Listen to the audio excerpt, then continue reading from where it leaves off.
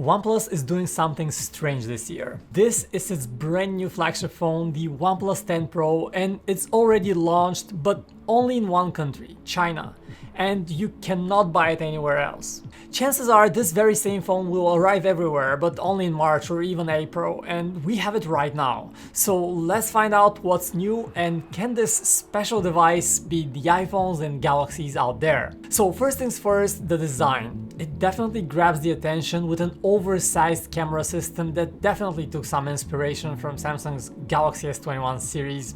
And it also kind of looks like a stovetop. But anyway, we like that the OnePlus 10 Pro is also not quite as wide as other big phones, so you can actually operate it with one hand a bit easier. Of course, you can't reach the top, it's still a big phone, but it's narrower. And it's also not too heavy, especially compared to your Pro Max iPhones and Ultra Galaxies. Put simply, it's a tall and narrow slab that is still big, but within reason. By the way, we have the green version with a matte finish that looks very nice. It's a thin phone, comfortable in the pocket.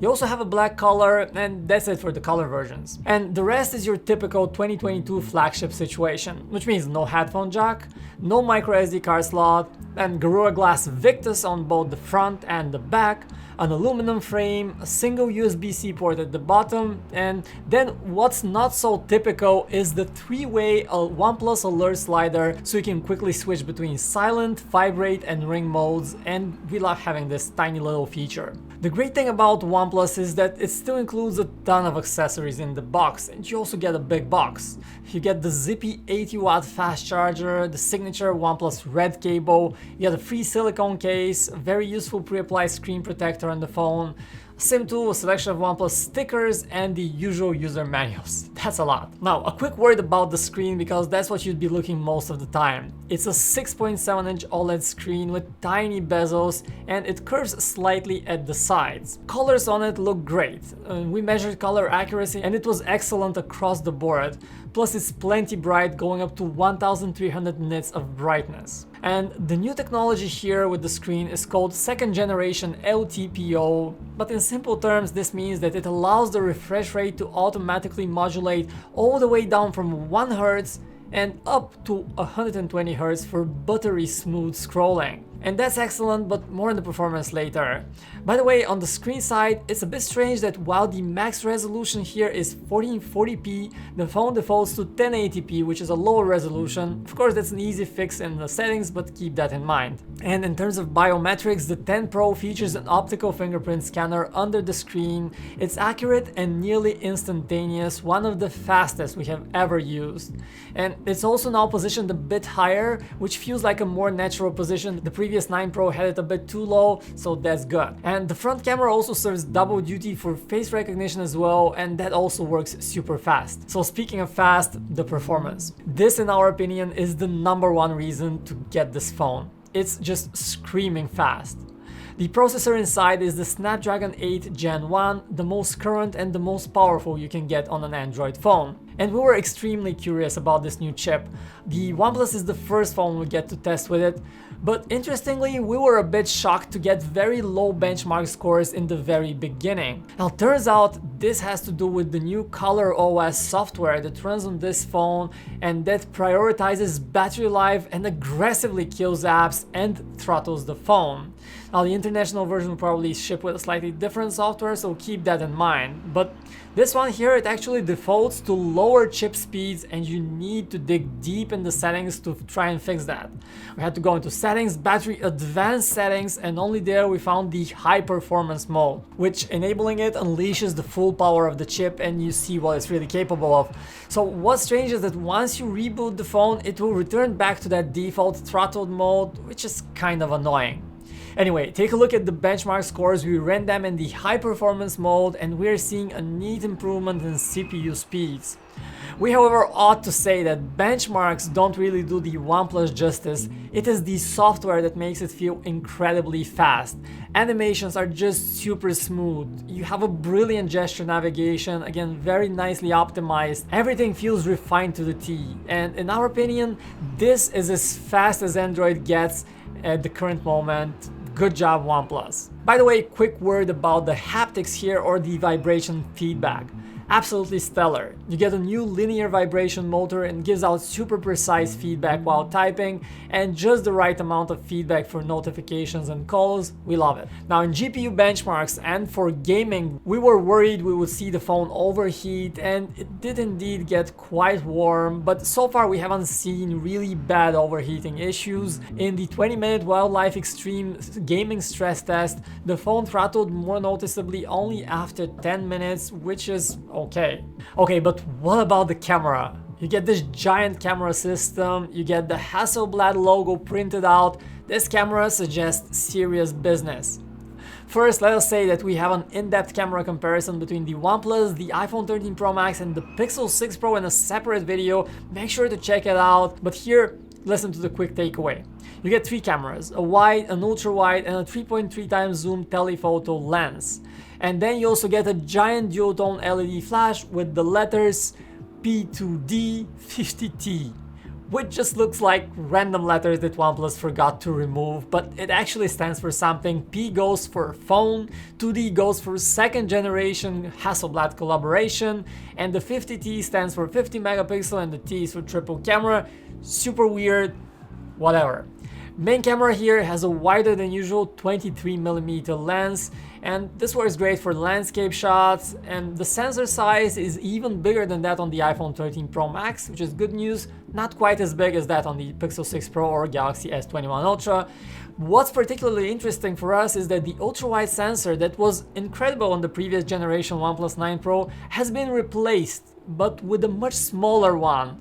And this one focuses on a super wide 150-degree perspective. Now again, interestingly, there is a caveat to that as well. To use the full 150-degree view, you have to go into a special mode in the camera app, and you get a ton of distortion around the edges. And the default photo mode uses a cropped-in mode that is actually not really all that super wide. So anyway, ultra-wide quality, just okay, probably not quite as impressive as the previous OnePlus 9 Pro. But what about the main camera? So we shot a bunch of photos with the main camera during the day, and they look good, but not quite great. So the thing is that the phone aggressively and consistently lifts up the shadows in photos, and pictures from it often look bright to the point of being overexposed. And colors are also often a bit on the bleak side, so photos definitely lack a bit of pop that you have from other phones. You also get a 3.3 times zoom lens, and the zoom lens on the OnePlus is also nothing to write home about. It's okay, it gives you better detail while zooming in. And you can see that once zoomed in, the camera has pretty much a problem with blowing up the highlights. For example, that picture of the kitty fur is blown out on the OnePlus, and colors are not quite as vivid as we'd like. And if you like photographing people with portrait mode, you get a wide and a close-up view. We appreciate having this choice, but again, the quality is average. Just take a look at my face here. First, it's a weird pink tonality with almost no detail, and second, half my face looks blurred, which is of course not ideal. So overall, this is not completely bashing the camera on the 10 Pro. It does a decent, okay job. In many cases, you can get great shots with it, and we're sure that if you start working with the Pro mode and start capturing RAW files, you can get excellent quality. But just using the default settings, we expect a bit more out of a premium flagship phone, especially one making bold camera claims, $150 million partnership with iconic brand Hasselblad. We expect just a bit more.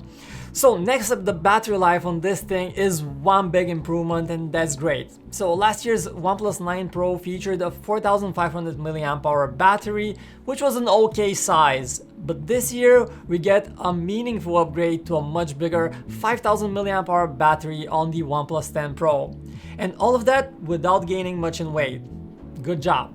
So the 10 Pro actually did very well on our independent battery tests. It was able to stream YouTube videos non-stop for nearly 11 hours, beating even the iPhone 13 Pro Max.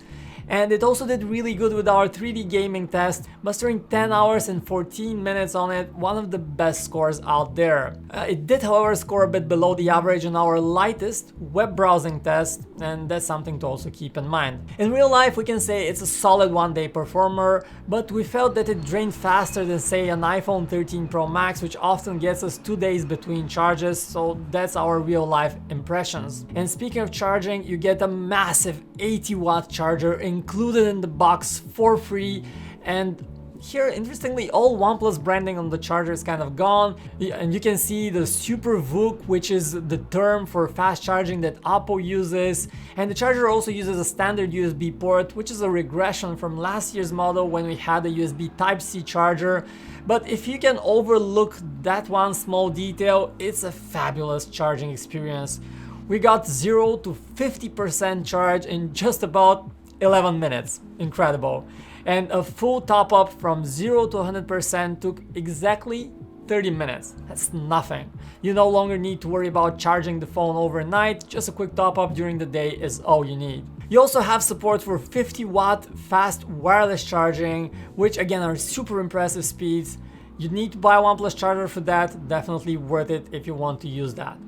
So this is the OnePlus 10 Pro in a nutshell. At the end of the day, it is a step forward, but we have to admit that we expected a bit more, especially in the camera department. We don't think it's worth going to the hassle and buying it from China like we did, but keep an eye out for it and for the official launch, which is coming probably in March or April, at least that's what the rumors say. This phone absolutely screams in terms of speed and performance power. And if you value that and you also want a device that is not quite as big and heavy as others, has super fast charging, the 10 Pro has got you covered. Anyway, this was it for this review. Hit that like button if you enjoyed it, subscribe to the channel, and let us know what you think about the OnePlus 10 Pro and where OnePlus is going in general. So my name is Vic, thanks for watching, and I'll catch you guys in the next one.